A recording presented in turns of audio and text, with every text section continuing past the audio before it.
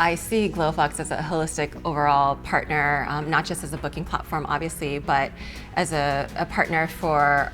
our growth. As we work on the platform, there are things and suggestions and needs that we identify only by working off of the platform, and being able to bring that to Glofox and know that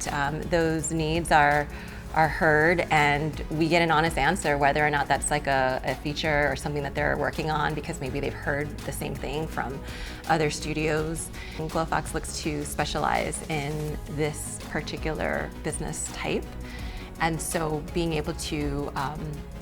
always improve the platform so that it helps to support our business, especially for small businesses in particular, that you wear so many hats, and something as important as your booking software, which really essentially serves to be your CRM, marketing, many other aspects that are all very important parts of the business. I think it by far is still one of the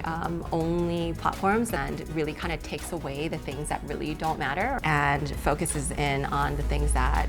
we care about and that we need. And the fact that it is continuing to move forward while we think about moving forward and growing is a great thing and something that we really care about.